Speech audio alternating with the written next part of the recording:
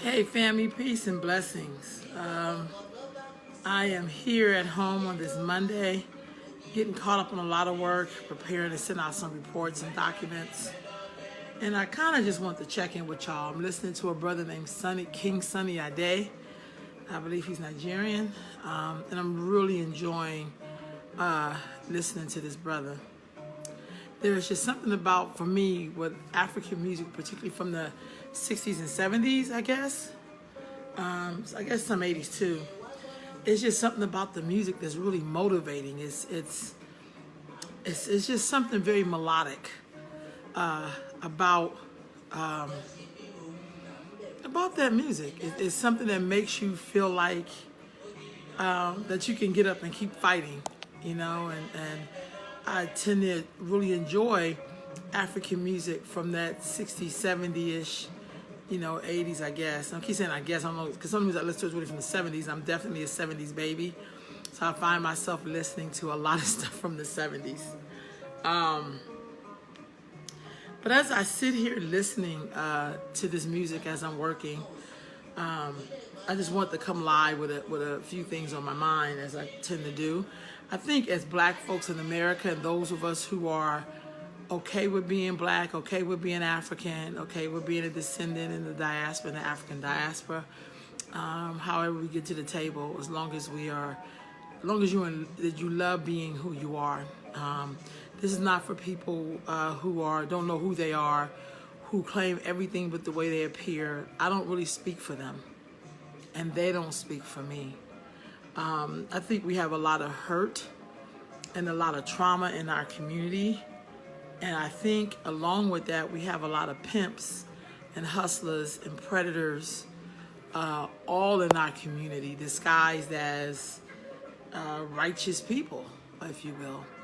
And to me, that kind of hurts. I can be honest and say that as a black woman who, greetings here, who was striving to learn about herself, love herself, stay on the path that I was born into. It's just sometimes I don't want to take abuse and act like it's paying dues. I don't ever do that. I will walk away from you first before I act like being black means it's painful. Being African means you have to suffer. I don't believe that. And so I think the only one of the ways we can get to healing, we got to call things the way that they are. We have to really, if we're going to share our stories and talk about it, we have to treat each other like we matter.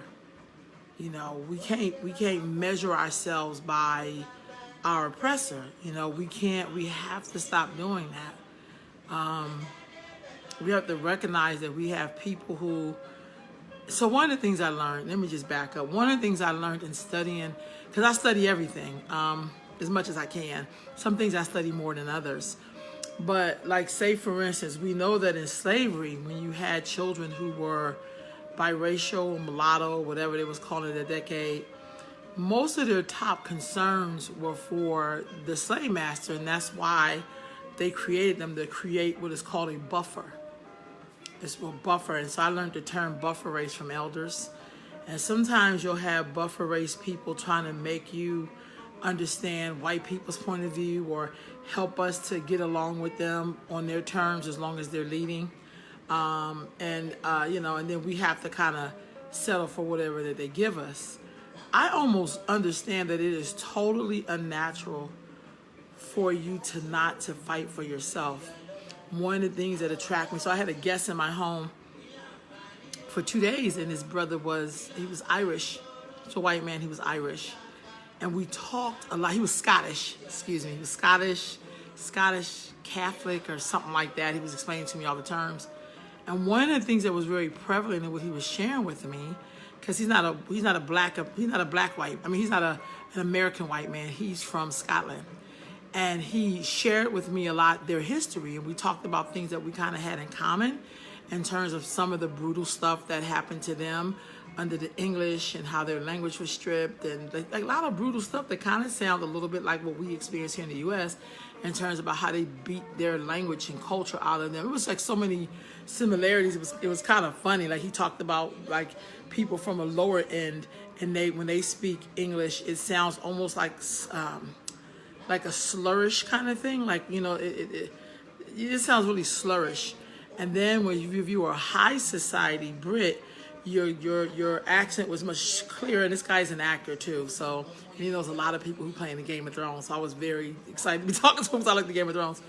But he was explaining. So to me, that kind of sound like when I hear black people who studied the Queen's English, and then they'll start talking like proper, and then they'll put other people down who can't pronunciate certain words without the TH or ask or, you know. And I said, wow, we do that in our culture. So they talked a lot about the Fighting Irish and how, and the Scottish and the Vikings. We talked about all kind of stuff, which was, he broke down the term WASP for me. Even though I knew it, he kind of went more in depth. So you would think to yourself, what does this Afrocentric black woman want to listen to Scottish people talk about, this Scottish man talk about his history? And for one, I learned a lot in terms of my own similarities inside of my own culture, how we emulate a lot of that stuff, but we call it building the black nation, or, you know, we put those kind of terms on it, but it's still very much, you know, colored. Like, it's like a whitewashing, if you will. And he talked about that too. So, I mean, from their perspective, the only thing that I had to school him on, and then he got it, was the whole thing around skin color and how that's probably our biggest difference with them in terms of, he said to me, all the stuff that white people did here, they did in Europe first. I didn't know that, but he was giving me more detail. Guy is very knowledgeable. But when I broke down the thing of skin color and started breaking it down, he was like, wow, I never even factored that in. Like, I never even really heard about that. You know what I mean? And how he would say, like, in America, when the Irish were here, they could move up into society because they could pass. They could pass, so white people couldn't always tell them for themselves unless you opened your mouth. And then, you know, because he's been places before, as soon as he started talking, he's kind of sounds like Sean Connery. But when he starts talking, you're like, oh, where you from? Like, you know, he's not like a regular white man. He said, but he also could do an American accent because he's an actor. He said, and sometimes I'll use that accent because I don't feel like, when he was younger, because he's older now, he didn't really feel like dealing with the stuff that came from when white people with each other, they have their own isms. You know what I mean? But he was saying, like, the Scottish in particular, not the Scottish, the Irish in particular, had to fight to come up in the ranks, but they could still come up in the ranks because skin color-wise, they can pass. So as I'm talking to the gentleman, it was a great conversation. I love getting knowledge. I love talking with people who don't mind sharing and listening and also comparing notes. You know, it was just really awesome to listen to this man talk about Scott-Irish. He's really from that area. I mean, I really enjoyed myself.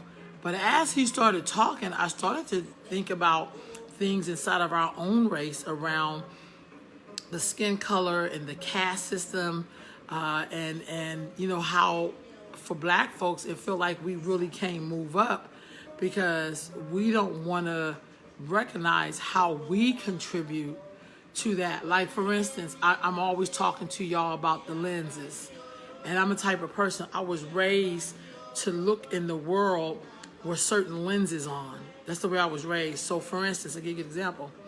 The other night, last night, a picture came across my Facebook timeline, and it was, peace, Verna, Cecile. It was Jennifer Lopez, Alicia Keys, Jada, who am I missing? Jada, maybe it was Lady Gaga, I'm not sure it was, and Michelle Obama.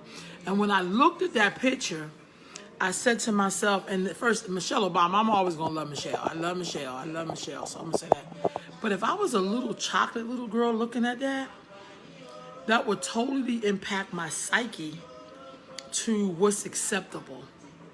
Because Michelle is the first lady, and that's one of the main reasons why she's there. Because look who she gets to be balanced up against is the first lady now in the 45. You could put a bum in the street up against her and they would just look better than her. Let's just be honest, y'all, the woman has no morals. But Michelle does. You know, Michelle looks great as a first lady. She's incredible. But if I was a little chocolate girl and I looked at those women there, Lady Gaga, Alicia Keys, Jada Pinkett Smith, and Jennifer Lopez, I would think my dark skin would not be good enough to even be standing next to Michelle Obama. And I think we do ourselves a disservice, peace, Brother Jamil, when we want to act like black is all things. And we know that that's not true. That's why I start correcting people. We can produce all colors, but black has a distinction. And so I as I was talking to this Scottish brother, I mean, he's a Scot. I learned so much from this white dude. Like, he said at my table, we talked till like 2 a.m. Like, you know, I just was like, man, I didn't really feel like going up the steps to go to sleep. But he was so real. Shut up, Jamil.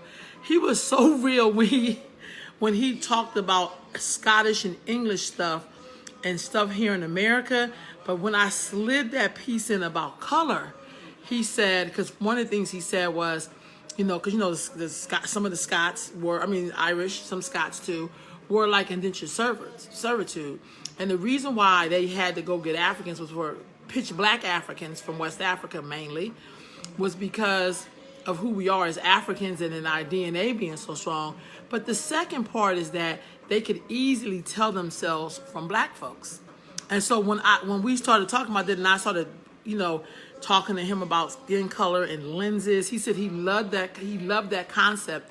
How I kept saying, well, in my lens, you know, this is what I see. Because people in my family really are jet black, and I'm not trying to clown, we don't have any mulattoes, we don't have any white people. I'm not trying to be funny, we just don't have that in my line. So when everybody's pulling a picture out of their grandmom that's supposed to be mixed with Indian, my grandmother and great-grandmother, they're all pitch black people. So I feel like I have to stand up and fight for them more with black people than I ever have to do with white people. Because there's a sickness that we will claim rapists in our line because it speaks to us being inferior. And what do we tell those? That's why I'm so grateful when I see black Africans over here. And when I see 2 black Africans together, it's like I feel when I see 2 black Indians from India together, which is a rarity. But when I see it, I'm very excited about it.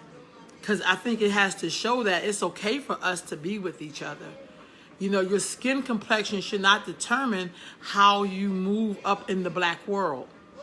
You know, when I see dark actresses, most of the times they are on white people's shows, because you're not going to see a dark actress in blackish, because they only want blackish. They don't want black people. You know, that original person. I love when I see Lupita. I love when I see, oh, thank you, sis. I love it. I'm so serious, sister. I'm so serious, Cecile. It just really pains me because I work with a lot of very dark girls, and I can see the impact. And you can't get black folks to talk about that because in a way, most times we are really guilty of perpetrating white supremacy, but we want to call it like progress. And that's why I don't watch the Grammys. I couldn't tell you the last time I watched the Grammys, you know, or the Oscars or whatever, you know. But I just feel like if we gonna get better as a people, we gotta call those things out. You know, if we're gonna talk about things that we know impacts the structure of the womb, then you ain't never lied. Color is so traumatic for black people. Oh my God, who are you telling? But I just feel like when I see all those black girls missing, or I see sometimes black men trying to be our heroes, but even in sometimes being a black man, and this is not all, but sometimes in the black male culture, their abuse of us is taken as a normal thing to do. Like, you know, it's okay for you to put your hand up on somebody, or, you know, I'm here now, and like, that's something that we can no longer afford to do that. When I posted that thing up about our dear sister, the tennis pro, Serena, and heard some of the feedback, these were from black women and some black men who couldn't for a minute put themselves in Serena's place, because you really don't value the people who look like Serena. You know, because the policy won't let us, you said, but when we don't, that's right, when we don't talk about it, the power structure is going to benefit. I think that's why so many, not a lot, but a lot of dark-skinned people sometimes would rather take their chances with white people And I've been there, because sometimes I get tired of black people that acting like it's okay to abuse me because it's going to move us forward. That sometimes you just want some peace. And so, I know this is going to sound jacked up because we're like the white man's. Well, sometimes a white man throws you a lifeline and you like, I'm going to take this because I can't wait for black people to think I'm valuable and then throw me a lifeline. Sometimes I have to go with white people because with them, I'm okay. Like I probably experienced more abuse from black people. Like I know I have than I've ever experienced from white folks. I'm going to be very honest. I've been working for black people my whole life. You feel me? And have went through some of the most horrific things with black folks. I'm just going to be honest. And it's kind of like when we get to talking about it, then we're going to switch over to white supremacy. There's a few things you can't say to me that I'm probably going to let slide. One of it is I don't want to hear blaming the white man. I can't do that shit no more. When people say that, it's because they're not fighters and they don't want to really fight this beast. So they're going to say, well, you know, the white man. And as soon as they say that, I have to just get quiet and be like, yeah, this discussion is over because I'm trying to get somewhere. I'm not into like blaming this whole other group of people. And some of y'all sitting out there with degrees and supposedly did all this other shit. But when you get to something you can't understand, you're going to blame the white man. And the second thing is, don't tell me that it's generational. I don't want to hear that term no more, y'all. Because greatness is generational. And we haven't gotten there yet. So when I think of all the things that have happened to black people, how we survive, we can't keep blaming shit on generational trauma. We have to, at some point, say, you know what? Never again here. Because I watch us do it on other shit. I watch us say never again, and we never do stuff again. You know, let's be honest. Black men treat black women worse than anyone else on the planet. But we still show Alika. Now, look.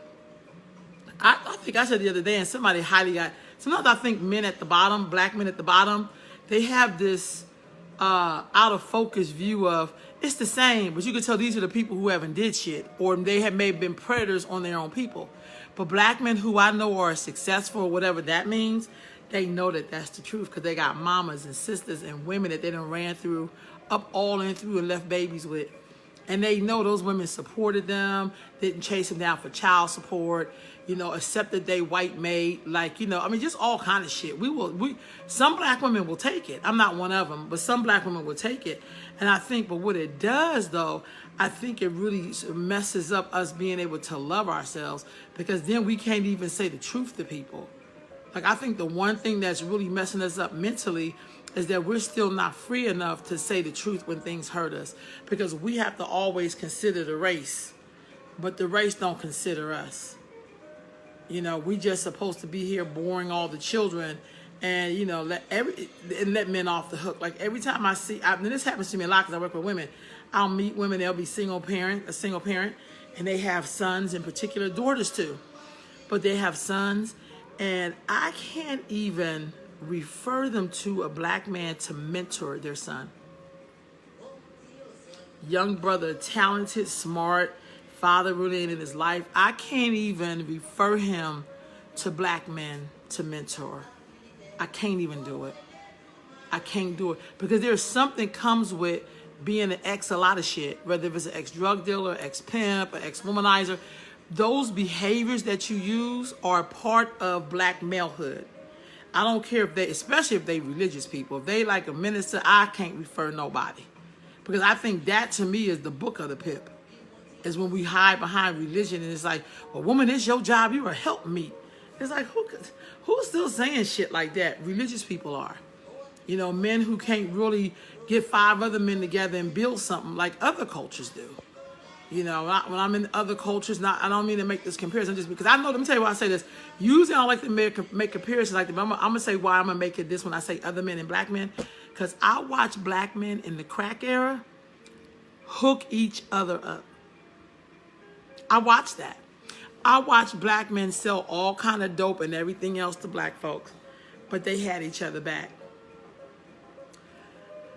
Alika, you said you can't think of two good black men that you can trust with your son, and if you were abused or a black woman around me, you cannot even think of my son. I'm starting to hit this. I get you, Alika. That's what makes it so sad. When I grew up, there were some black men, because I'm originally from Pennsylvania, but not in California. When I was in Pennsylvania, because I have lots of uncles and uncles and cousins that I looked up to that took care of us when my mama went to work or my dad was on the road or whatever. But today I can't, because it's kind of like but I agree. Stop blaming it on the white man. Look, that's just where I am, and I feel you. I'm just saying, at some point, it's kind of like this happens to me. This happened to me a lot growing up. Every time I wanted to blame something on something, my mother was one of those women who wouldn't let you do it. She wouldn't let you do it. She wouldn't let you do it, and she would like cut you off and be like, "We don't come from that." You know what I mean? And she would make me own it. She would make me own it. She said, because you know, in this world, you have to own it. That's why I'm not going to let you not own it. And I think for me, I've seen a lot of black people not want us to own who we are as human beings. So we have to invent shit like the word devil, or we have to invent I'm weak and up. No. Now, it may be lonely when you make decisions. You may end up by yourself. But hey, anything worth having mean that it's okay. But yeah, my mother was like that. My mother would not let you blame. You couldn't do it. You couldn't do that with May. That's my mother's name was May. You definitely had to own your shit. And not only own it, but she made you fix the shit. That's what I think. I'd be like, because sometimes I see a lot of mothers immediately take up for their kid, and then their kid was wrong as shit. And my mother would be like, look here. If my child didn't do it, my mom said, I'm going to defend you. And I always share this story. I had a teacher. I still think the woman was a racist. I'm going to say that till I'm probably died and gone. But it's going to probably be in a book or something, all right? But my protest is that I was not going to do my work, my schoolwork. That was my protest. It was kind of a dumbass protest, but that was my protest. Hey, cousin Dana. And but the lady had sent a note home to my mom telling me that I was not doing my homework. And so my mother... You know, when your parents ask you some shit and you did it, it's because they already know. They're checking to see if you're going to lie. And if you lie, you steal. If you steal, you kill. You know, they go on to that whole thing. So my mom asked me about, like, how you doing at school? And I said, everything's great. Blah, blah, blah. She said, you sure? And I said, yes, ma'am. Now, see, the sure should have told me to say something. But, you know, I mean, I'm a little bit old school. I'm going to keep it going until I get busted. And then she said, well, I understand you're not doing good at school. And so... if you ain't doing your work, it's something, you know, when we get up to the school and I find out you really not been doing your work, whatever, I'm going to work you out right here. I'm going to whoop you right here. Like right where we stand right in school. And I was like, Mama, hold on. So I was telling her about how racist my teacher was. And my mom said, I gets all of that. But if you do not do your work, blessings, Mama Marlena, if you do not do your work, you don't have a leg to stand on. Because I could take care of her. I could take care of her, but you got to do your part. And so when I learned that from my mom, what that said to me was, you know, in life, I have to keep doing what I'm supposed to do. And then the things that I get stuck on, I can ask for help or tell someone. I just don't give up without trying. You know, I got to do the part I'm supposed to do. I don't like in that behavior that we don't do is that when we know there's certain issues and things and we don't deal with it because we're trying to protect the predators, that's a problem. And I'm talking about, I think there are people who should probably be sitting in the jail cell right next to their child because they were supporting bad behavior. It's one thing to protect someone, but what I know is, and I think some of this got broke down in the crack era, to be honest with you, because I think we can't even take this all the way back to slavery because it didn't work like that. In the crack era, people really did convince themselves that their sons or daughters, but mainly talking about my sons, selling crack to their community so they could have some food on the table and some nice shoes and whatever was okay when they really was selling death and destruction. They really was selling death and destruction. And then we act like they were only, and it's like, it don't be a only. That's like when women are raped and violent, it was only pussy. Like, it's not just only that. It's all of it is attached to something. You know, there's a saying that says, it's, you know, sometimes you don't have to say nothing. You just have to walk on by because that's the safest thing to do. But then there's a time when you really have to say something. And I find sometimes it feels like in some of our community that we won't even stand up and say, I do not condone what my son or daughter has done. We will protect them. And I think that's that thing. It goes back to trust and why you don't see a lot of us trusting each other. You see what I'm saying? My mom, one time I stole, this is embarrassing, but I stole something from somebody. I think it's some cases of quarters or some bullshit. And when my mother found out that I stole it, not only did she let my ass up, I did get lit up, I'm cool, but she made me go back and take the money back, and I was so embarrassed.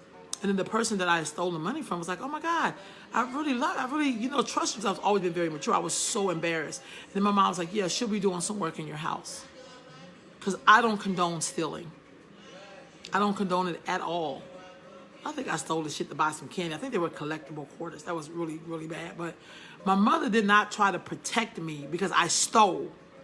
My mother wanted me to understand that that's not okay to steal. You know what I'm saying? And so it had nothing to do with her parenting skills. I mean, in terms of like her protecting me, it was more like, how will my daughter ever learn justice? And it was another black person I stole the money from anyway, the little quarters. But my mother was like, my mom didn't play that. And I think that's why all of her children, none of us have ever been in prison. None of us.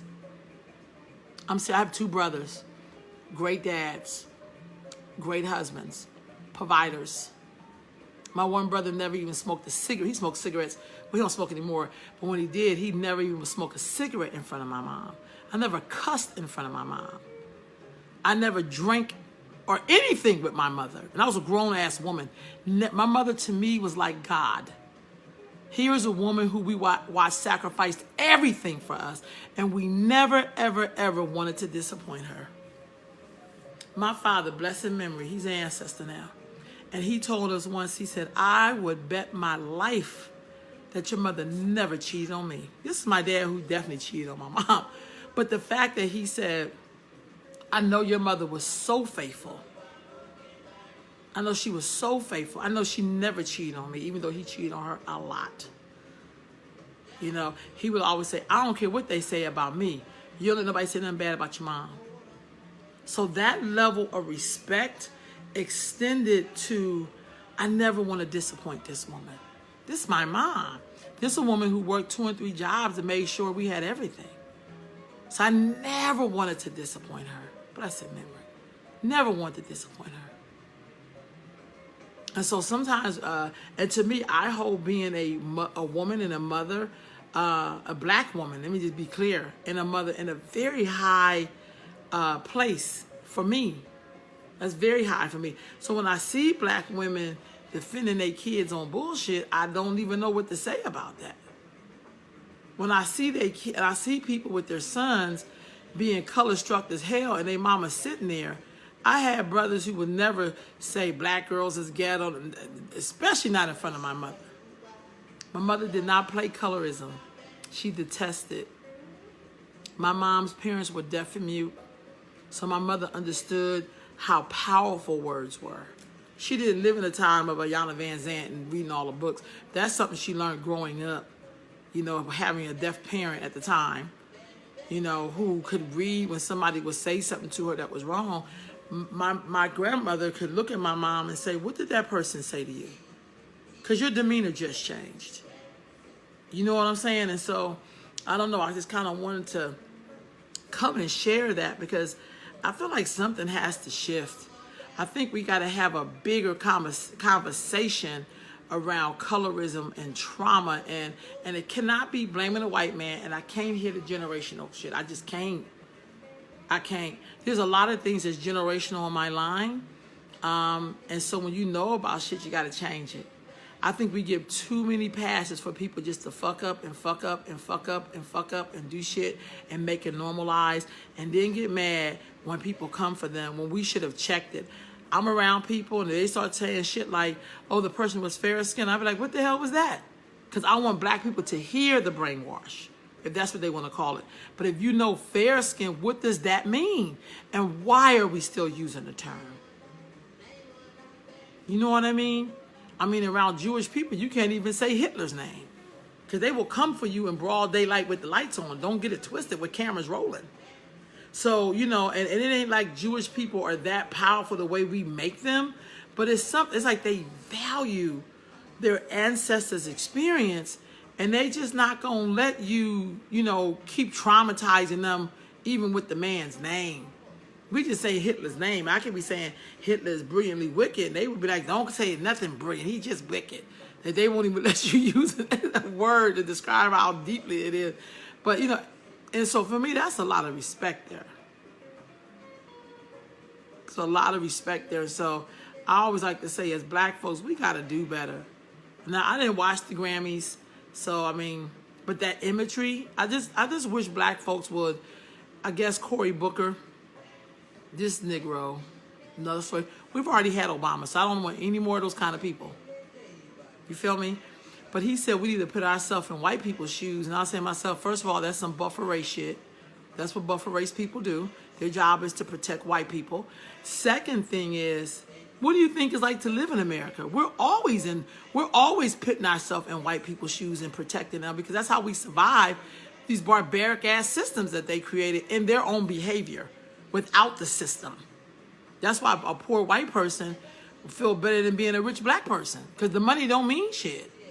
Because both of y'all can get pulled over by the police, but the white boy know he gonna walk away, and he probably gonna spit in the cop's face and say you work for me and call him a whole bunch of other words. But the black person is gonna be compliant and still may get shot.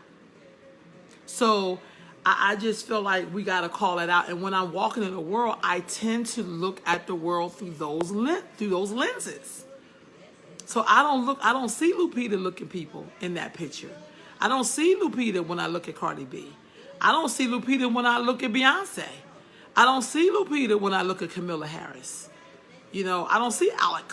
Because I have people in my family who look just like that, who are beautifully melanated, blacker than 1,000, midnight type people.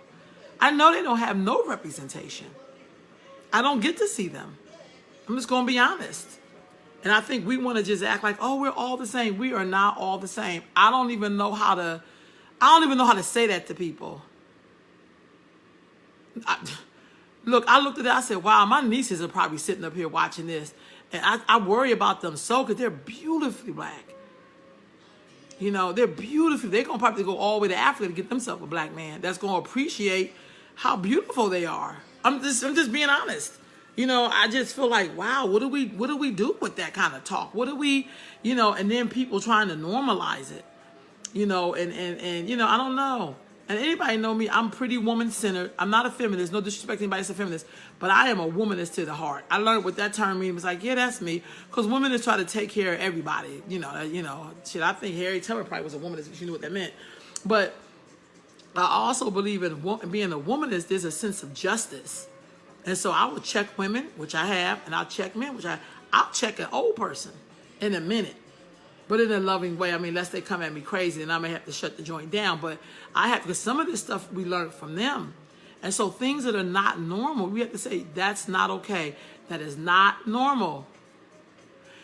Alika, let me tell you something. The conversation we had the other day, that so enlightened me. You know, because you're younger than I am, and I didn't know younger people was understanding the concept like that. Because I grew up, look, when I was... since I was a kid. I'm serious, I make like 10 or 11 or, you know, I've always been conscious of color. My nickname is Reds. I could not stand that as a nickname. I never wanted anybody. People who know me from when I was a kid, they would sometimes call me Reds.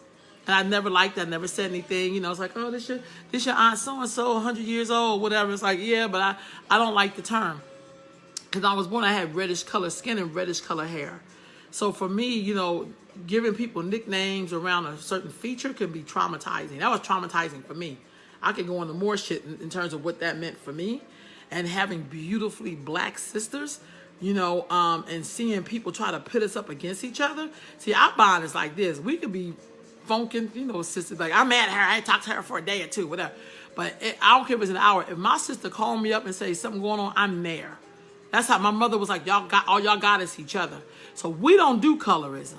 And I will call this, I've been calling it out my whole life. So if somebody say, why your sister so black? And I say, because she's original. That's why she's so goddamn black. Why you so pasty? Like, I would come for people. I remember another time, I had a brother that was a basketball player, and We went to one of his games, and one of his, I don't know if it was his friends, just some basketball player, she came up to my sister and said, "You so pretty to be so dark." I was offended in the motherfucker. I really was ready to hand this brother his head. I'm not going to front, because I've always been like, what? You know? And then well, better than that little white girl over there, I kind of like was like, how dare you say that's like, you're saying it to her like it's a compliment. But she is beautiful because she is so black. That's what was so offensive. I have nieces who I know hear shit like that all the time because they look exactly like my damn sister. And then one of the things I got to say with a lot of my dark-skinned sisters, they be so kind. I'm just going to be honest. I mean, unless they got Christy, because Christy will cuss your ass out. That's why I love Christy, because Christy will cuss your ass out. You just will know you about to get cussed out. I love her energy. But I just really feel like, you know, when people say you're so beautiful to be as dark, that is so offensive for me. I feel really offended, and they not even talking to me, but I'm like, shit. Because the dark sisters are like, oh, well, thank you. No, ain't no goddamn thank you. I start going off, y'all. I ain't gonna front. So I look at my nieces, and they're out in this world. I know they get to hear some of that. I know they get to hear some of that. I just know they get to hear some of that. So I'll be trying, like, be like I'll be sitting back. I had an aunt, my mom's oldest sister. She an ancestor now. She's very color struck. I'm not even gonna go into it. But I remember my niece was born, my sister's oldest niece. And I was waiting for her to say something to my niece. I'm telling y'all, because my mother had died by then, and I was like, as soon as her sister say something to my niece about being pretty to be dark, I was gonna roll on her. Like every time my niece would play, and she would go by her, and I'd be like, come here, child, because you know, because as soon as she say something, I'm rolling on her. That was just like, I'm look here, my mom ain't here, so I'm about to, because she didn't play, her and my mom started speaking for some years behind some color stuff. I mean, colorism is big. And I'm pretty sure, peace, Danielle, I'm pretty sure it's big in other communities too, because I've seen it as well. But I just feel like the only way we gonna stop it, we can't wait for the white man to admit that he did anything. So this is why we talk. It's like saying, you're gonna apologize to me because I speak English. No, I'm capable, I have a brain. I know we could dismantle this beast, but it ain't gonna be easy. It means you take responsibility for the words that's coming out your mouth. You have to treat people. I've been in places where I've seen black people go to the little mixed one or the light one and talk about how pretty she is, and then just say hi to the kid sitting next to her.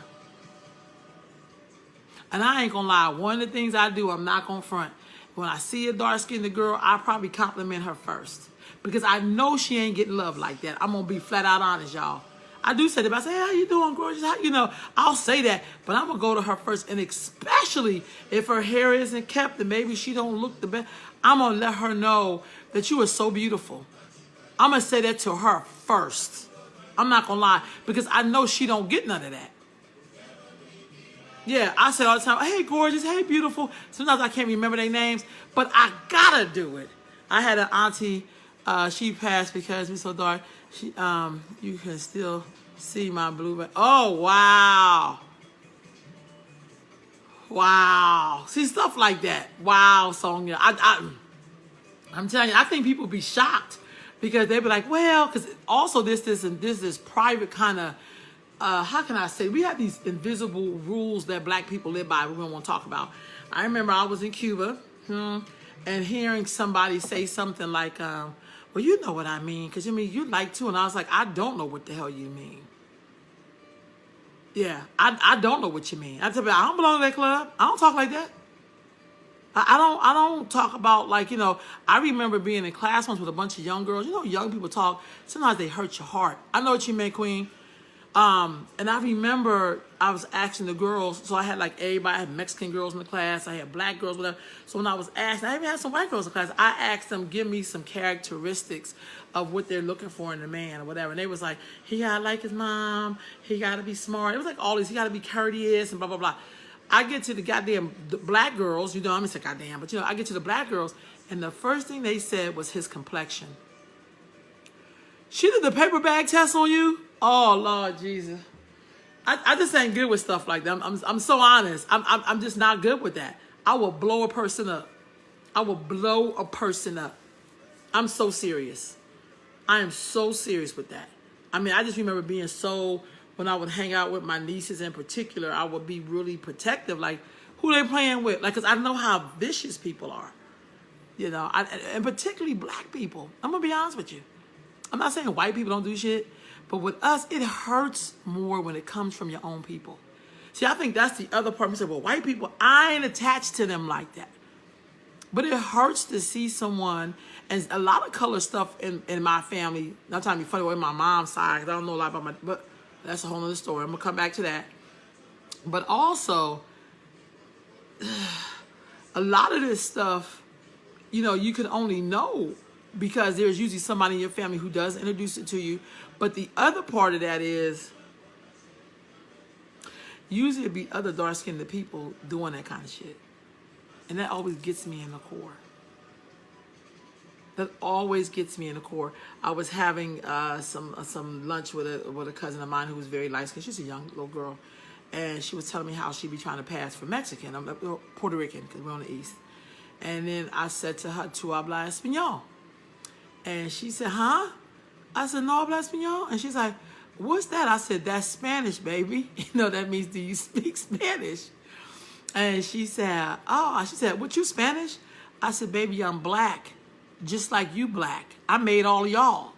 Because black women, I had to flat go into like just the whole science of being a black woman and why you should never want to be nothing else if you're a black woman. But I feel like what's going on with this baby that made her want to identify as a Puerto Rican, which is a country. I'm sorry. I know they want to believe it's a race, but it's not. It's a country. Like, I'm an American, they're Puerto Rican. But why would she want to identify with something else when she's beautiful as she is?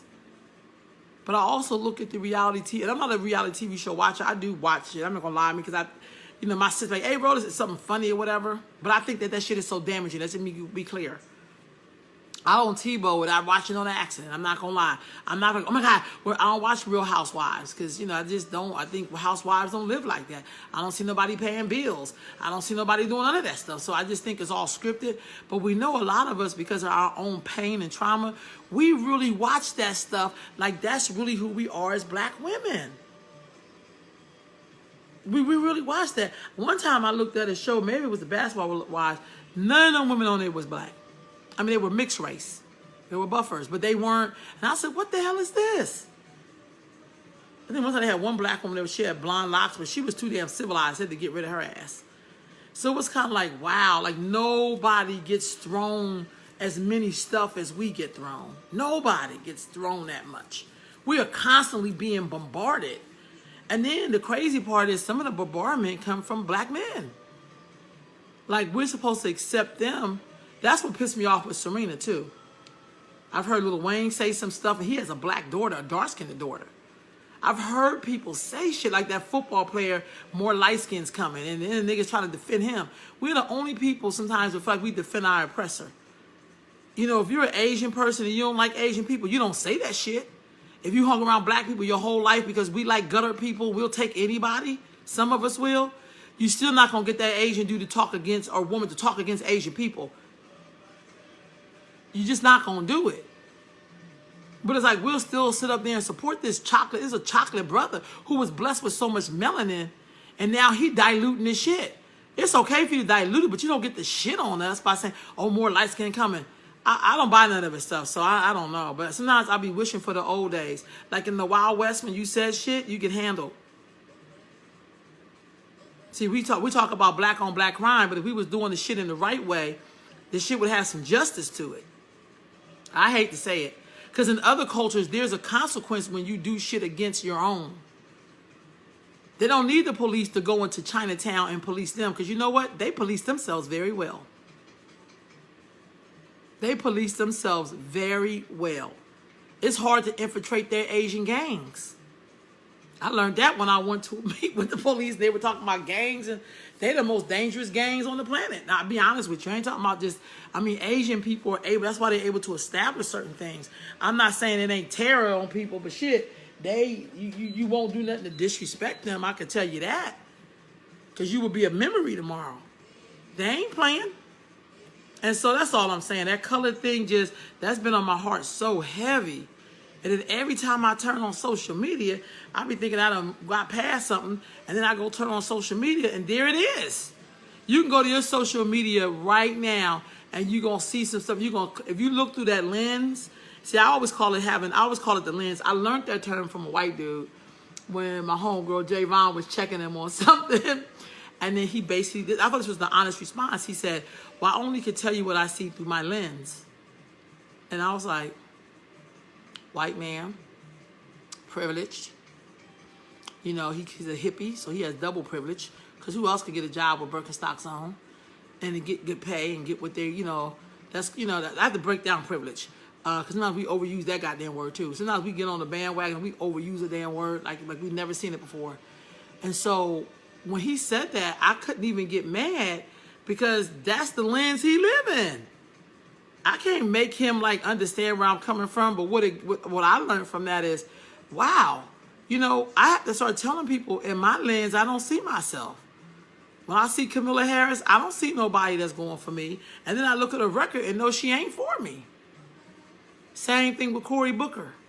I think that white woman coming out saying she gonna give $100 billion is why she even talk about any kind of black agenda, which she should just sit her ass down. Sometimes you gotta just shut up. Barack Obama has already taken y'all seat. Ain't none of y'all getting back in there like that. And I don't give a damn if she belongs to a sorority. I don't give a damn if she's in the pocket of the black elite. We gotta shut the black elite down, y'all. We gotta let the powers that be know these motherfuckers do not represent us. I'm sorry. Tell the black elite to have several seats and let the common black folks speak for themselves. Let the everyday black people speak for themselves. I want to start seeing some black folks being okay to be what they are. If your hair is natural or whatever, wear that shit. I think we have to give these people back their culture. And then sometimes give these Negroes who want to be them to them. And don't support them because they're nothing without black folks. We're more than somebody's vote. We're more than that. I want to see some chocolate pitch black people running for something. Because I will say this. When you're dark-skinned, you could try. That's why I wasn't cool with Clarence Thomas. I really wasn't. But I'm saying to myself, wow, there's something really going on with this brother. He would go all the way to the left like that. But I also see this trend of you could have a dark-skinned black man, you just can't have a dark-skinned black woman. I've seen that in the trend. Shirley Chisholm was more truer than any of the black politicians we had to date. Some of them was cool. Barbara Jordan the same way. Look at these two women I named. Shirley Chisholm, Barbara Jordan. Clearly black, not partially black, not quarter black. They were black women. Short haircuts. Barbara Jordan had her little thing, whatever. These were black women. She was from Texas. Shirley Chisholm really is from the Caribbean. I'm just saying, y'all. But they know that they're black. They don't belong to 20 other groups. And they were strong. Maxine Waters from 1972. I think Maxine Waters is another one of those black people who got the black vote, but she ain't really did shit for us. See, Doris Mansui is hooking up her people. Look up Doris Mansui. I like Maxine, but all this talking, her district is heavily Latino. Did she do anything about gentrification where the black people were that got her in that seat in the first place? Maxine Waters should take some seats. No disrespect. I met her several times. She's very nice. But it's time for her to pass that goddamn baton on. It don't make no sense that she's still in there. She should have groomed 100 black women by now. And one of them should take her place. I'm just being honest and no disrespect. Because I don't really, There's parts of LA that's totally Latino that was black before. So her agenda have changed because her audience have changed. I just, Maxine, I know I've met her several times. Her godmother, Miss Lillian Mobley, who I loved and adore. I spent so much time with her. So I know the roots she comes from. But some black people have been in office more than, 10 years. They need to just go ahead and retire. Give some other people a chance. Show us your work. Show us how you groom these people. So I watch white people do that all day long. That's why the Republicans. I don't know who Frederick Wilson is. Since I'm always open to be schooled. I don't know who he is. I don't know who he is. I know there was a time in the 90s that Maxine Waters, Diane Watson, California had a lot of black women legislators. They really have over the years. We still got a few now. We got Holly Mitchell. We still got some around. But it just seemed like, and y'all please don't be mad at me. Frederica, I'm sorry. Still don't ring a bell though. I'm sorry, sis. I gotta refresh my memory of her. But it seemed like sometimes you can get more out of a white politician than you could ever get out of a black one. Because black politicians they don't want to appear that they're helping black people. They never want to appear to do that.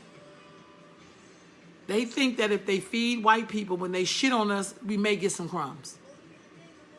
That sounded very disgusting, but that's what it's like to be in politics. And by the way, Trump called her Wacky Wilson. Oh, damn. Okay, I'm going to have to look that up. But I just know, and I think also, too, white politicians across the board, they know black politicians will not do anything, because to me, that's a part of the put yourself in white people's shoes. That's what we have with black politicians. They're constantly thinking about what white people, how this is going to affect them. If you really understood slavery, that's why I'm never going to let up on slavery. It is a part of history. It's the biggest part of American history, because that's why America is so rich, is that in slavery, you had to always consider how white people were going to feel about your action. They had to always have first consideration. You turn to the left, how they gonna feel about that? You sit down, how they gonna feel about that? And it's not easy, but it's the truth, y'all. And so when I see black politicians, I kind of feel like this person can't do shit for us. They just really can't. We might as well go ahead over. I remember back studying where they talked about, I guess, the Nation of Islam, or correct me if I'm wrong, but it's either him or what's the brother from Jamaica? Marcus Garvey actually met with some Klan members back in the day. So he immediately like, how could they meet with the Klan? Some of us meet with the Klans every day we work. We are co-conspirating with these people. It ain't just them walking out here in hoods. Some of them wearing nice polo shirts and a tiki torch. Okay, Fred Jesus was in the car when Trump told them, oh, that sister, is she from Texas? I think I know about, she wore a cowboy hat. I don't know a lot about her, but she was down there with that sister, and that was great.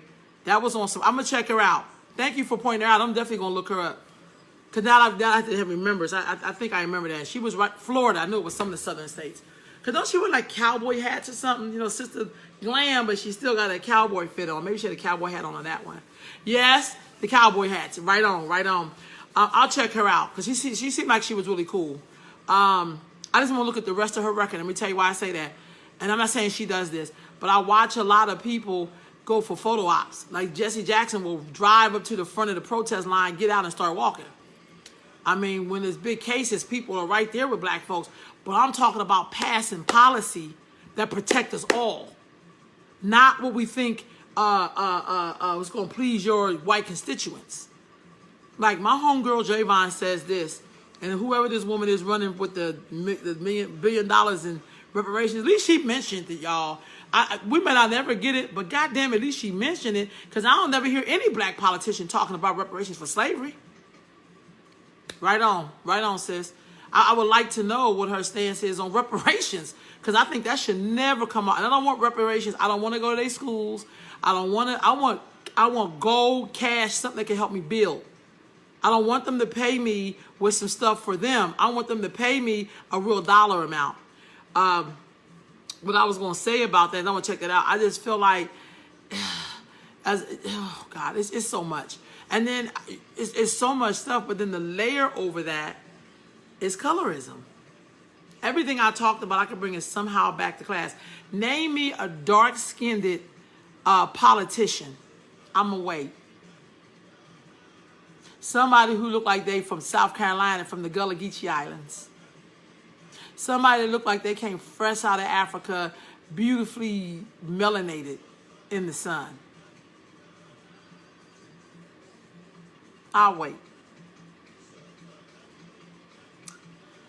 Yeah, because we don't really have much of those. But I mean, I still want to know. I still want to know. And I guess for me, I'm not really interested in the first black stripper, the first black politician, or the first black astronaut, or the first black person who made a stool, or the first black person who moved on a white block, the first black person who became a Klansman. I don't really give a shit about that, because no other group does that shit but us. I don't hear Asians say, I'm the first Asian to do something. They like, we got our own stuff. We may say we the first Asian people who built the Asian side of town. I'm the first Asian who bought the first store in the area that's now all Asian. They may do something like that. You know? I often wonder that when I look at how we're choosing each other's mates. My sister Khadijah was telling me she was watching Erica Campbell's show with her daughter, the one that they got, because I don't watch that either. But her daughter, she has a little chocolate daughter, and her father's dark skin.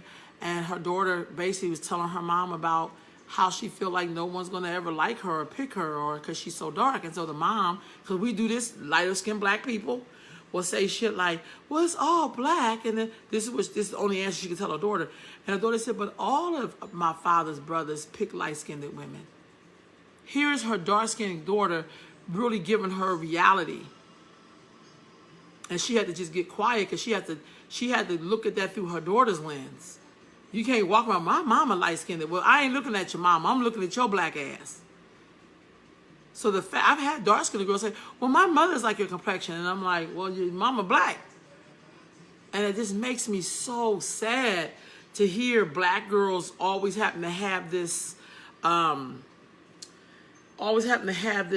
this gets me in the club with the people who we think got privilege. So I have to pull out those. It's like when I see a white woman like, I have black daughters. And I'm like, your daughter's biracial, lady. And it's okay. Because we want her to count your half too. I do that on purpose. Because your daughter is not black. She's biracial. I want y'all just to use that shit in its proper term. You don't get to be me because she's only half of what I am. And she's not even really what I am because her lens don't look like my lens. To me, she's a fellow human being. That's kind of how I have to think sometimes. Politicians, they must be polite about slavery and not in your face. Elizabeth Warren is not embodied in payroll that she could be on a politics. Elizabeth Warren, I like her, but she's also a white woman, y'all. I know y'all want to say, oh my gosh, she's Native American. She's a white woman. She's still on white privilege. That's what I mean about colorism. She's still on white woman's time. See, white poor people or white struggling people or white people who are not in the ruling class, white has a benefit. I know we won't want to say it does. It don't. Oh, it's white. Poor white people is still the privileged word in there is white. And they can get up. That's like, I'm always amazed when white people get pulled over by the cops. And they'll be spitting on the cops. You motherfuckers. They be like, sir. Sir, I have never seen a black person drunk get pulled over by the police and get treated with respect. Let me show you how it works for poor white people. That white boy who walked into that church in South Carolina that I've been to several times, black folks treated him great. You know why? Because he was white. And they felt the need to nourish that little white boy who killed all of them and then left one of them alive to tell the story. Now, had that had been a drunk-ass black man that walked in there, we would have escorted his ass right to the rest of you and escorted him outside. We wouldn't be trying to ask him to pray with us. Whiteness has value. And I hate to have to bust anybody's bubble. Because that's the shit we tell ourselves to survive in America. We'll say shit like, well, this person, Elizabeth Warren, is very nice. To me, she's up there with Hillary. That's just me. White women are white women. They'll join you on the struggle. You know who reaped the most benefit from affirmative action? You know who reaped that benefit? White women. White women reap the most benefit from affirmative action. Because one thing I know about this country, it will never come up with a law that's going to mess itself up. You feel me? It ain't gonna never, my uncle used to say, they could be creating the law to make you feel equal, and then they got 20 lawyers in the back coming up with 50 different laws to counter that law. Create loopholes, you know. So even though we keep trying to make it by ourselves, if we don't deal with that colorism bug, we ain't gonna make it, family. We just not.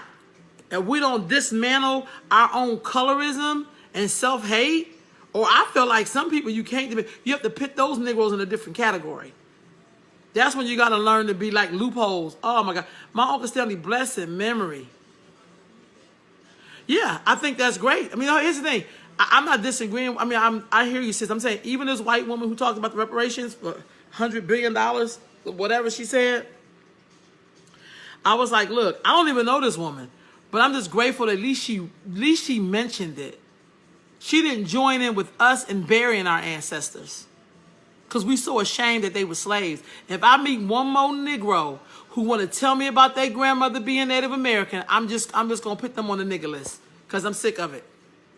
They don't belong to no reservation. They don't know none of the customs. I probably know more than they know. They ain't go to Standing Rock and stand with their people on the water, which is going to help a lot of black people because that pipe's coming down through Mississippi and all of that. That's another story. But if I meet one more Negro to tell me that, and you look at him and be like, but dude, you black. Like, don't nobody even care about that. You don't even have enough sense to go up on a reservation and help your people if you can. But they probably like, you need to help your goddamn self. Because at least we got some land to build something on. If I see one more Negro post some shit about here's a Native person and here's a black person, we the same. No, we're not. Study. Don't just see somebody YouTube video like that's you. Go study. I studied the third root in Mexico. And then I went and studied the first root, which were Africans in Mexico, but then they got grafted out. It's right there in the Anthropology Museum.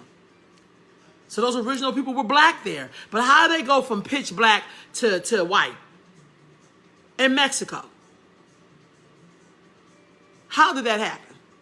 Because I went down there and studied it. If you just save up your weed money and your bullshit money and get yourself some tickets and go and see the world. I've been all over Latin America, been to several places in Africa, even been to China. Went to Hong Kong. Been all through North America. I go to places where there are black people. There's more black people in Latin America than there are in America. But we still getting Jennifer Lopez. And then they pull Rosie Perez dusty ass out every now and then because she knows she don't want to identify as black, even though she do what typical people do. That's colorism again. She was on Soul Train. She wasn't on Latino Train. She was on the Soul Train. She wasn't on the Mezzanine. She was on Soul Train. And then she was in Do the Right Thing because Spike Lee with his color struck ass, anything he got to say to me, I'd just be like, I ain't supporting none of his films since him hating on Tyler Perry's ass. And it wasn't like from no moral stance. His shit was more like, black people are going to support him than me. Look, Spike, sit your little short ass down. Give me a break with your color struck ass. Lord, let me take a moment. Colorism is real. But it's like, this is really ridiculous.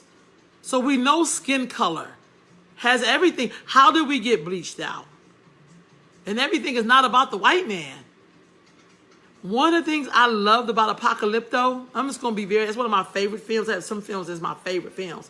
Apocalypto basically talked about how even before the white man came, we was on some crazy shit because we're human beings. So if you think for one moment we was all in Africa chilling, smoking weed all day, playing the drums, and getting coconuts off the tree, your ass is crazy. We ward, we fight, we do everything that human beings do. We sell people for shit. We was like indentured servitude. Nobody wants to be owned by anybody else. Nobody wants to be owned by anybody else. So quit dressing up slavery. We love to dress up stuff. Oh, complicit bias. Bitch, you're a racist. Just call it what it is. I never hear Jews come up with any other words for the Holocaust. I've never seen, and I only use Jews because there's not a lot of them, but damn it, they have a loyalty. They ain't playing. And so, like, no. And that's the fantasy thing. I don't do fantasy. I could take it. I know we're brilliant. I know as black as Africans, we are brilliant. But we're crazy, too. You know what? I'm always thinking about, I love the film Shaka Zulu. I've seen it like a gazillion times. And the actor in it was so damn fine. But, every time I look at that story and him being a great warrior and all this other kind of stuff, I think we leave out so many things about him that could explain what's going on with us right now. Like his mother being rejected. So he knew he was not going to fuck with his dad. But we'll blame that on the white man. Somehow the white man made his dad fuck around with his mama. She couldn't fit, you know, being like the rest of the stuff. Then he came for, you know, like, we refuse to look at the stuff like colorism that we know creates some of our people being so off the chain. We don't want to look at that. Colorism, to me, rules Black America. Absolutely rules Black America. But I look at Shaka Zulu, you know, and I just know as much as we want to blame the white man, I mean, if you want to do that, we can't even do that. No one ever tell them to forget about the Holocaust, but they don't hesitate to tell. Hey, look, you know what? I've been around a lot of Jews. They ain't never told me that. I've been around a lot of Jews. I'm not trying to be funny, but I also know it's my demeanor. And even if they thought they were going to tell me, they would get checked. So I check them like I check Black people. But here's my thing. Just because somebody tell us to do it don't mean we got to do it. Yeah. I'm going to tell you something. I'm not a Jewish person at all. I just really can't. I mean, I just really can't be a Jew. But my thing with it is I can at least learn something from their tactics. Because just somebody tell you you ain't shit don't mean you got to show up acting like you believe you ain't shit. I learned that from my ancestors. I remember somebody's grandparent was telling me they're from the South that their parents own the store or some other stuff, and they said the white people would call them niggas, but they never believed it because the word didn't mean shit to them. They said we was better off than them. Right on, sis. But see, my thing is, I think we could dismantle the shit. And once you dismantle colorism, it automatically would impact racism. But that's a job. That's a straight up job to be like, y'all. And let me tell you something. I learned this from my mother. That's why I don't use certain words. So you ain't going to ever hear me use the term fair skin. You're not going to ever hear me use the term good hair. You're not going to ever hear me use that term. I've never come from a Jew. Let me see this. I'm sorry. Okay, get your comments there, Queen. Hold on. It never comes from a Jewish person, but it always comes from a pink. Now that's, again, I'm not trying to be funny. If a white person ever said that to me, I go in. People who know me be like, hey, those are my, because see what I do? I claim, I said, those are my ancestors. That's why I said I'm a descendant of enslaved people. I won't even give them the term slave because they didn't go get slaves. They brought over people who were enslaved, who were African people who were enslaved. That's what they brought over here. I think is more disrespectful is that to hear other Black people want to claim that we all Native American. That is offensive because if you understood the DNA, another reason why they went and got Africans, you know why? Because Africans, the DNA is stronger. And then they did some breeding. Native Americans, no disrespect, because those are my peoples too, in terms of like camaraderie, because I'm not mixed with them. But however, hey, they didn't do well toiling in the sun. They couldn't work from sun up to sundown. You ain't never seen any of them fly through the air. You just ain't seen it. And I'm not trying to clown. So for my thing is, I'm so proud to be Black. I'm so proud to be African, but I will not let nobody tell me who I am. I will not do it. I hear people say, well, we didn't come over here in no slave ship. This is other Negroes, and some of these are the woke, conscious, Hotep Negroes, you know, who make up conspiracies in their damn sleep because they can't get up and build a real nation and do man shit. Some of them should watch the goddamn Game of Thrones. And let me tell you why I say that. Because in their folklore, they believe being a man means you must fight for it. My Scottish friend that was here, I asked him about the Game of Thrones because he know a lot of the actors, he's an actor, whatever, and he was asking me what I thought about it. I said, well, some of it is folklore. And then some of it almost could be like part of y'all history in terms of trying to pull those 5 nations together. Sounds familiar? Because they're trying to pull together these nations. Or tribes, or whatever the hell in Europe, or whatever. They call them dynasties or clans. I can't remember. But anyway, maybe it's clans. And I said, mythology is what makes you believe who you really are. Like, for instance, there's a scene in the Game of Thrones where Jon Snow is trying to go free his brother against another tribe, and his army isn't there yet. This fool runs into battle with a sword to go fight like 10,000 men. If I was a white boy and seeing that shit, what you think I would think about me?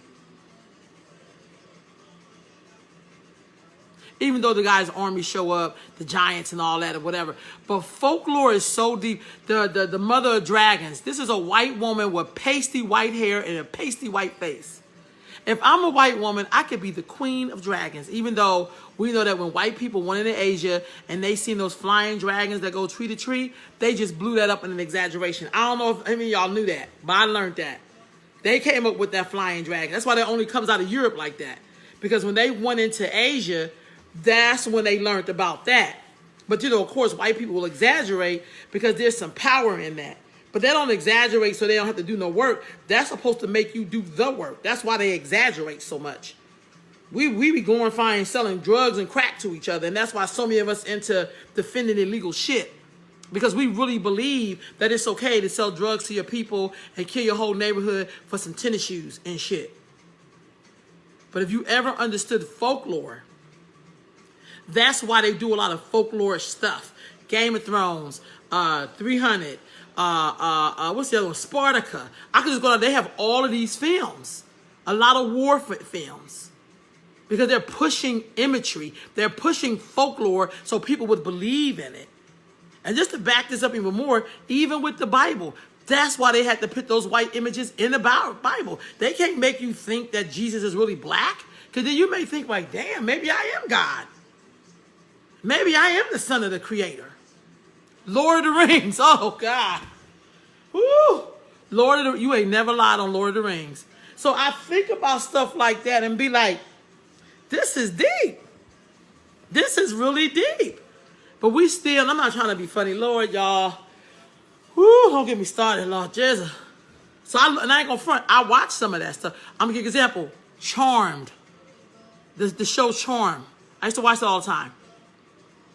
Here you have these three women, the witches, but they look out for each other. They don't have like, I look at stuff, these are these lenses again, I'm like, damn, why we can't write no shit like that? I did see one film like that, and all the women that were like that were light-skinned with the curly hair. I said, look at this shit. We can't even, they ain't had one chocolate sister in the whole thing. I'm like, I'm just going to go ahead and stick with Charm. Give you another example. And no disrespect to this sister, because I think she's a great writer. But The Waiting to Exhale, the film. Oh, I loved it. Oh, my God, this is so awesome, blah, blah, blah. You know, let me think. They ain't had no clear dark-skinned person. I ain't talking dark as in brown. I'm talking dark as in Alec dark. Because there are people who are that dark in America. All of us have not been bleached out. Okay? So I didn't see not one of them. They did have the fat black woman in there, though, who couldn't keep a man. See, all the black women I know that's big, they got some good husbands or good boyfriends or whatever. All of them ain't desperate, but that's a whole other story. But there we go with that line again. So anyhow, I looked at that film. I loved it. Oh, this is cool. Whatever. This is when I was younger. Then I seen the Joy Luck Club.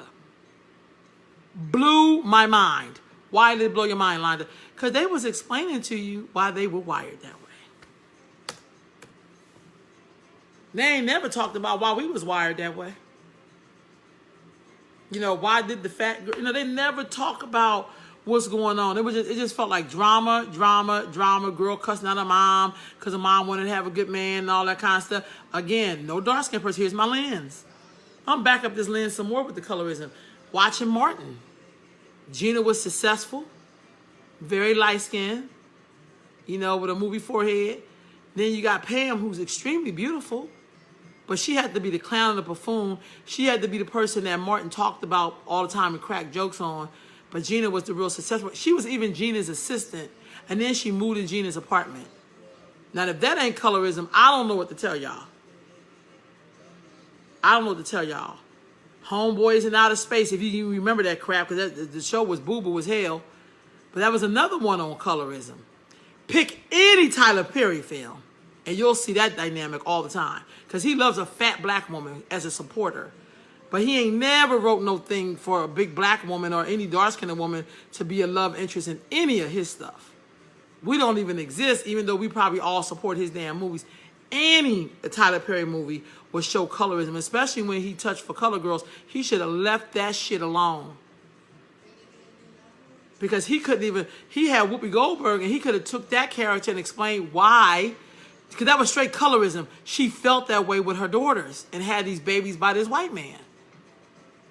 But he don't want to talk about that because he ain't really trying to help black women be healthy. He just like us to spend the money at the box office.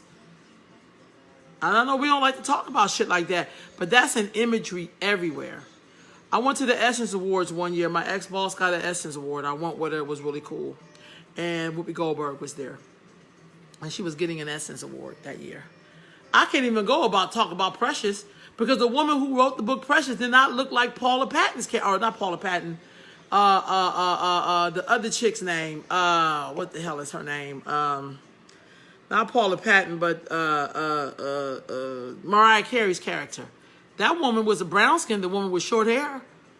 Mariah Carey don't look like that. Because the imagery is all important. But he showed those two, hey, brother, with your bad self.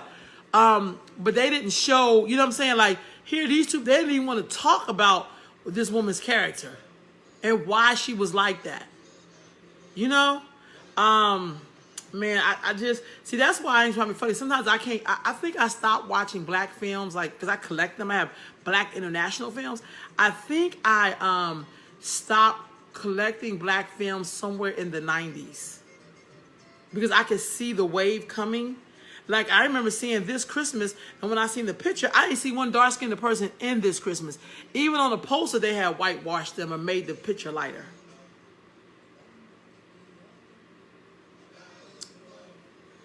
Don't get me started, y'all. I just feel like we have the ability as a people to change the way we treat each other. And that, to me, would speak volumes. I think we have to destroy the colorism language. We got to get that back, or just say, hey, we don't do that. We don't do that. Viola Davis. Love Viola Davis. But look at all her roles. Just look at all her roles. Straight up. And I love her. I think she's a great actress. She should thank God for Lupita. That's what she should thank God for. Because that young sister gave her some courage. Because everything Lupita wore rocked the carpet. That's one black woman, that color looks good on any color you put on. From the darkest of night to the whitest of white, any color in between, she looks good. But I think all her roles, they are niggerish. But that's what I'm saying there, brother. I'm saying, wow, look at that. You know, I ain't never see her be nobody's love interest. You know? I've never seen, hey, look, I love Cicely Tyson. I've loved her since I was a kid. I seen Sounder. I seen Jane Pittman. I seen a woman called Moses. I mean, I go, which, the one, la, la, la, la, la. I really love that movie. I can't remember the name of it, though. Dang it. With her, Richard Pryor. But a lot of her roles, right, she never had a role where she was beautiful. Oh, man, Fences, when my girl was snotting up and everything. You know what I mean? But you know what? Something was so real about that character for me. Because when I watched the end, when she talked about that I was right there with you, I do know a lot of women that's their story. I mean, not a lot, but I know, you know, that their husband brought somebody home and then wanted them to take care of them because they was out. Their needs had to be met. That's why I be having to calm down, because I don't have the issue. Back in the day was lighting her skin. Yeah, because how she gonna get a job, bruh? Because she was a great actress. And you know, her parents are from the Caribbean. She used to go with Miles Davis. They were never married, but that's the whole story. Because Miles Davis dissed her for the Davis woman. But people don't want to talk about that because she was clearly light-skinned and all that kind of stuff. You know what I mean? Yeah, but she was his lover. But look at all the shit she had to go through to be with his ass. On Fences. And I love Denzel. But that, I was just like, I could have never rocked with this nigga. But, you know, I'm just saying, like, that's a lot of women's stories, though. Because we think somehow being with men, we got to suffer. I ain't gonna lie to y'all. I like to be worshipped and adored. That's my truth. That's the men I attract. They gotta consider what's going on with me. I give it back to them in return, but I ain't one of those people that be like, oh, but no, I can't do it. I can't do it. I ain't wired that way. I don't want to be considering you and all your headaches. Shit, I got headaches. You know what I mean? Rose of black. I can't do the black. And I love All the roles I mentioned with her were black struggling roles. Jane Pittman, you know, a woman called Moses. I mean, I could just go on down. And she said when she would do a good film, she would have to wait 2 and 3 years to get another good role. You know what I'm saying? So I'm just saying, that colorism and imagery, there's a sister on Facebook, I don't know her name. She be in here, she be on Facebook going in. And I watch her sometimes. I'll be like, man, we need therapy. I mean, we not even so much therapy. I want to say, we need to have that real family meeting where you cuss motherfuckers out. And then you may feel better. And then it has to be, because I think you can go through things as long as you come out on the other side. And because I think we got to get this shit out of our psyche. That's why I think my sister said, Lonnie, you got trigger words. I said, I do have trigger words. I do. When people try to deny what happened to my ancestors here, you will get cussed all the way up and down. You feel me? When we try to act like it's our job to make men comfortable or whatever, you will probably get cussed out for me. Like, I know some brothers, I have brothers, I have nephews that I adore, but we raising men here. You know, so they don't do certain things. Like they are, you know, there's just certain languages they don't use. You know, and I think sometimes when women have sons, I'm trying to be funny, I watch women with sons be harder on women than they are on their goddamn son. I'm going to be honest. I've experienced that. We will make a woman do shit, but what men will give a pass to. My mother was like, my mother said, our mom was not playing. She's like, we don't raise bums here. We don't do that here. We don't come from that. So it's like, So, they know we don't come from that. If you're going to be a man, be a man. But I'm not going to condone your bad behavior. I don't do that. Take care of your children. You know, my mom was big on that. You know, take care of your kids. That's not my job. My mom said, I ain't, you know. So my brothers, but my mother didn't play that. They didn't always have my dad either. So my mom, I'm telling you, we had this thing with my mom. We never wanted to see my mother cry. My mother worked her ass off. My mother was a Christian, but she didn't go to church because she said it was too much bullshit in church. So my mother read her Bible, that's why I know all the old gospel songs. Because I grew up listening to the Hawkins singers and all of them. I grew up listening to my mom. I could tell my mom had issues she was working out because she put on some, I should know these names. This is the Hawkins family. And then our girl Shirley Caesar, the Clark sisters, all of them. My mom listened to all of them. But we never wanted to disappoint her. My mother did stuff like she didn't even buy her medicine because my mother was a diabetic, but she made sure we had food and shit on the table. That's the kind of mama I had. You know what I'm saying? So, whoo. Yeah, my mother said all the time, I don't raise bums. I don't raise bums. We don't live here. We don't live. My mother would always do this thing where she would talk about her mother. Yeah, that's so true. My mother used to always say, your grandmother was deaf and mute. And if she could raise her, because she had 12 children, but 9 lived, because she had a set of twins that died, and then my uncle that died, and he was like pneumonia like at 5 months. She said, here's a woman who was deaf and mute, and all of her sons, so I think there was like 4 boys that lived. The rest were girls. They were great. These are my favorite uncles, on my mom's side. And so here my grandmother was deaf and took care of her children. You know what I'm saying? My mother worked with like the undertaker where they dress you and all that because my grandmother was deaf and mute. So my uncles are very responsible and, like they're family men. Like that's what they do. I ain't saying they perfect, but I'm saying they family men. I know all their children. They're cool as hell. And I just look at that and be like, wow. So my mother would say, you come from a woman that was deaf. Like I was raised by my deaf mother. My mom had me when she was like I think my grandmother was in her 30s or something like that, when she had maybe her late 30s when she had my mom. So like it's good to know the stock you come from. And my grandmother, because she was deaf, she was very keen because she had kids who were dark skinned and kids who were somewhat light skinned and everything in between that. You know what I'm saying? So my grandmother did not play that color shit. She didn't play that. On my dad's side, it's a different story. That's a whole nother ball game. I know more about my mom's side, but I also know that the women outlived the men on my mom's side, except for my mom. But all the rest of them outlived their husbands. And I think the thing I walked away from with my mom because my mother grew up in such strong Christian beliefs, born in because Catholics took care of you. No disrespect to Baptists or whatever, but Catholics have schools, they have hospitals, they take care of their folks. We got to give it up to them. I'm sorry. So my grandmother was deaf and mute, and the Catholics sent my grandmother to the school for the deaf. The Catholics did that. So my grandmother was one of those people who went to school with other deaf people. Whoa, I hear you with that one. I hear you with that one.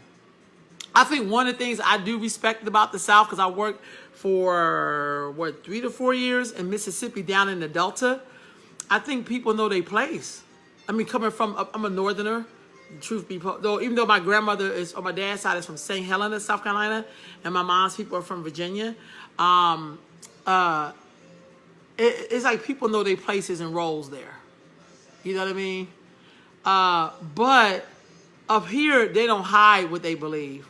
I was in Mississippi one time, and I got up really early to get my boss some coffee, and I went to a place to get some coffee, and I walked in. I knew I walked in the wrong goddamn place. But I have this dingy thing that I do. I'll start talking like, oh my God, like almost like an airhead. And they got me my coffee, and I left. And when I got outside, I poured the fucking coffee out. And then we went to train late on that day because I was in, where was we at? Not Lewis, but we was in Roodville. And when I got to the training, and somebody said, where'd you go this morning for coffee? And I said, well, I got up and got my boss some coffee that day. She said, yeah, we don't go in there. She just started like, she said, somebody told me you went in there because I guess one of their friends in there. So they shit is a little bit different because they kind of understand their lines. When you're up north and out west, it becomes in your face more because we like to think that white people are only racist in the South, but just, my uncle used to say, just like we left the South, so did they. And so I can just, in the South, they just know the rules. And they work around those rules. Out here, we really be thinking that white people going to be considering us when they got to take care of their own goddamn people. You understand what I'm saying? But I only brought that thing up about the Catholics because the Catholics basically, taught my grandmother. That's why she could read and write and do stuff like that, because she went to the Catholic school. And what I was going to say is that my grandmother never really trusted, like, I don't know about y'all family, but in our family, people don't trust going to the hospital. Because one of the stories that I heard, my grandmother was not born deaf and mute. So the part of the story was that she had got sick with the scarlet fever, and they took her eardrums out because they would experiment on people of color at the hospital. So black folks didn't like going to the hospital. Do I believe that? Hell yes. Because I look at what they did with that woman's cells down in Baltimore and then give her people no goddamn money. And her cells have been all over the place, cured people, been out of space, and they ain't trying to give her family shit, and the woman died destitute. And if you look at the history of it, they've always experimented on black people because we got the best shit, y'all. Hate to tell you that. This shit with organs and shit, that ain't no new phenomena. They say all George Washington teeth belong to enslaved people. The shit was not made out of wood. That's the shit I heard growing up till I learned the truth and was like, that's kind of deep. So, I don't know. I'm going to say this. I seen probably the most beautifulest black people I've ever met was in the South. And particularly South Carolina, Louisiana, Mississippi, Texas, definitely Texas. Everything big in Texas. I don't know why I really like Texas for some reason. I just don't like that damn heat with the sticky heat kind of, flying roaches and shit. I don't like that because I've experienced flying roaches. I threw my laptop at a flying roach before. It was like, oh, I'm sorry. I was so scared. I never seen that big before in my life. The local people was laughing at me. They just thought the shit was funny. Hell yeah, there's proof of that. No, right on. So, we know they've always experimented on us. We know that. I mean, honestly, we really think about it. But I just feel like, and knowing all of that is truth, I just think when it comes to this shit around color, we got to do better.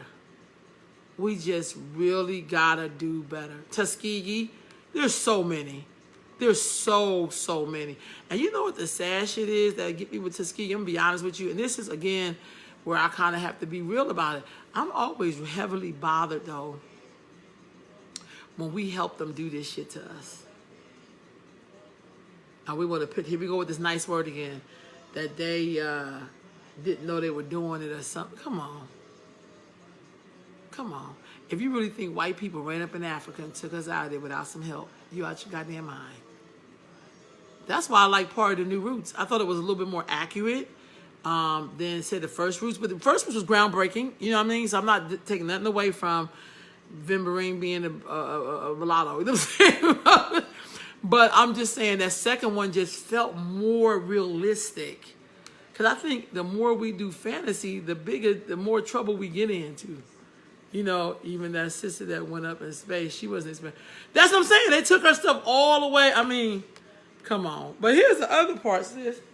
That was the purpose of them bringing us here. That's why they did so much breeding. If you think about all the stuff we went through in terms of them bringing us over here on that shit, and it was a horrendous trip. I mean, first of all, in Africa, I went to the door no return. I've been to the last bath, and people were dying and dying and dying, and our ancestors did not die. And then they was in those dungeons off of the coast, and for days or for months or whatever, and all kind of horrific and horrible shit was happening to them, and people were dying. But our ancestors,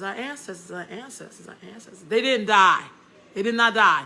Then they put them on a ship and they packed them in like sardines and, you know, stacked them up. And then people were shitting and was dying and defecating, and all that shit will go down. You be laying next to somebody having a seizure who's dead and everything. But you know what? Our ancestors, they did not die. They did not die. Then they was on that ship for a long time. All kind of shit was happening to them. People were being raped, and they was throwing people overboard. It was horrific. Death ships. But our ancestors, they did not die. And then they got onto the so-called New World. You know what I'm saying? And people were dying around them, and they branded them. And your ancestor, our ancestors, my ancestors, they did not die. That right there shows you the strength of your ancestry. I share that story with young people in my classes. I had to like bring them up to speed on who we are.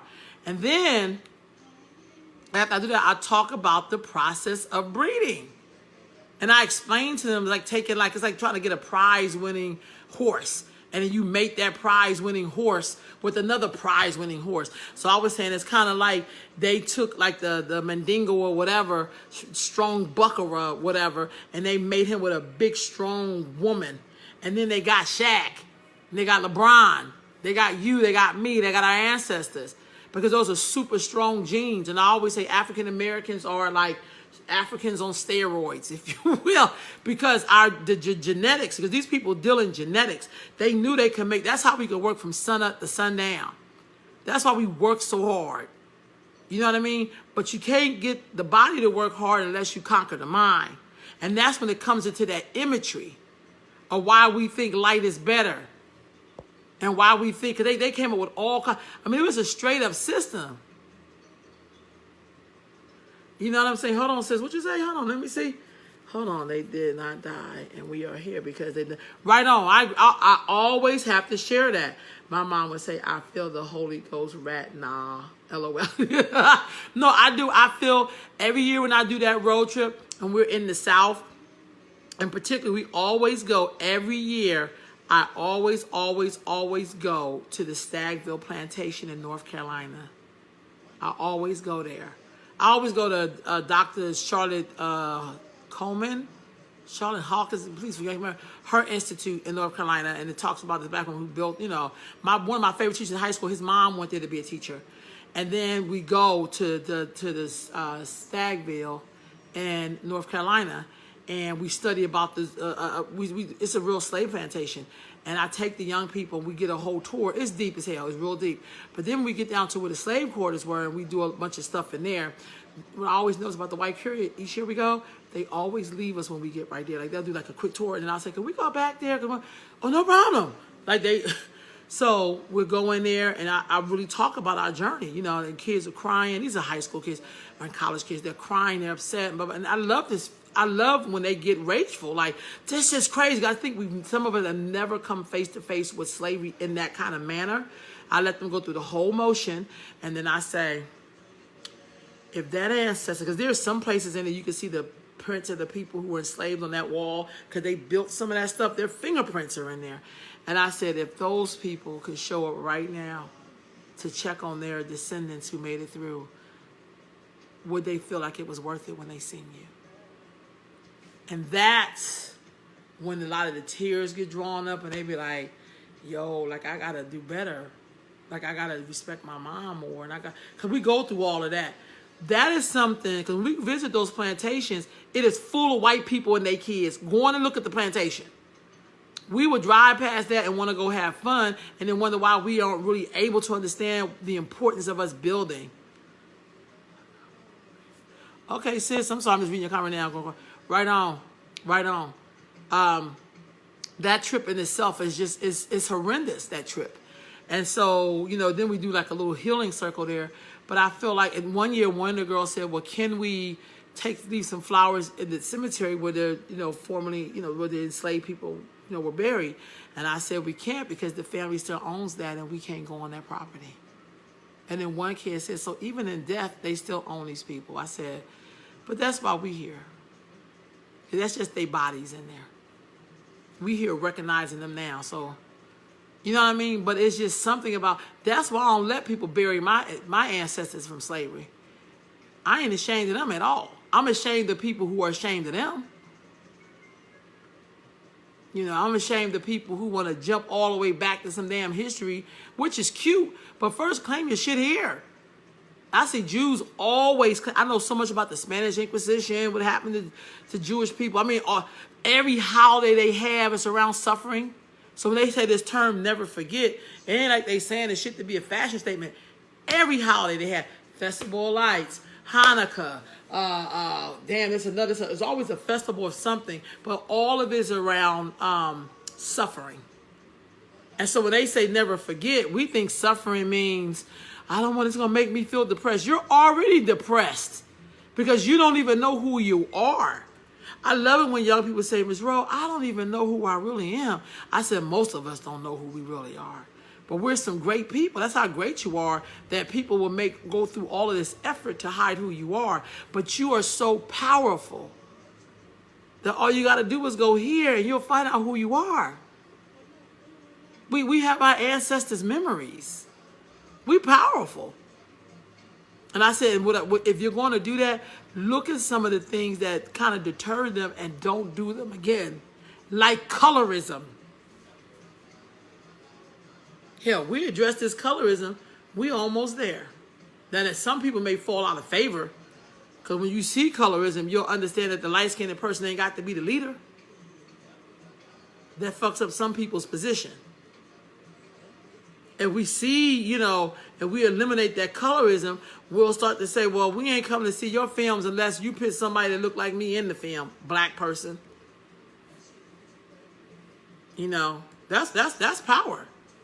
But we don't teach y'all to do that. Because colorism is real. So anyway, y'all, don't get me, you know, I just had, that was on my heart so heavy. I had to come today and I'm listening to King Sunny Bay, I believe his name is, and I'm really enjoying his music. I'm enjoying it. I'm like, wow, you know, it's been nice listening to it. It's just been nice listening to it, and I'm so grateful to understand who I really am. I'm so grateful that the Creator allows me to work with young people and just people in general, honestly, because I think you can't save the kid without the parent. Can't do that. That's not gonna work. You know, you just can't. Like, you know, I always say, people be saying, we gotta save the young people. And I'll say, well, who the hell you think the young people go home to? You know, I always say that's that Pied Piper shit. If you gonna go after my kid, then that made me, they need to look at you. I work with young people. I know at some point I'm gonna have to go meet their parent. Cause that's how I'm wired. I gotta go meet your mama. You know, your papa and all them. You know, that's a respect thing. And some cultures, you can't come talk to the kid without the parent. You can't do that. You just can't. So, anyway, y'all, I just had to come in and chime in with y'all this evening. I'm, as my sister say, Londa, you on one. So we joke about that. But sometimes I just see stuff and be like, don't nobody see this but me? You know? And I think part of what kicked me off of wanting to talk like this after seeing those pictures again, Facebook be getting me. Just seeing the imagery and not seeing any physically black women, that gets me. I have a picture of my great-grandmother. This woman was beautifully black, beautifully black. This is my grandmother's mom. And she was married twice. First time she was married to a black man, she had 3 sons, Will, Tom, and Irving. And then she left him. I thought maybe, because I heard the story that he died, but he didn't. And then she moved up to Pennsylvania, and she married a man everybody thought was Native American, but he really was just black and white. And she had my great aunt Winnie and my grandmother. And part of some of the things I heard is that she was a bit color struck. So sometimes in your line, when you have things that bother you a lot, that's usually because that comes from somewhere. And anybody who really know me know that that I get really pissed off when we start talking about color. People who really know me. No, I don't have a lot of patience for colorism at all. I just saying I ain't built like that. I don't. Nobody could come to me and be like, you know what I mean? I don't know what you mean because I don't believe in that shit. And it sometimes it shocks people. You know, I do a lot of. Sorry, y'all, I'm plugging on my phone. I do a lot of checking people. I do a lot of that. People who know me be like, oh Lord, Mr. I certainly do. I think it's disgraceful for us to still be pushing that line. Like, that stuff is just wrong. We shouldn't even be supporting people who even do stuff like that. Excuse me, y'all. Okay, we good.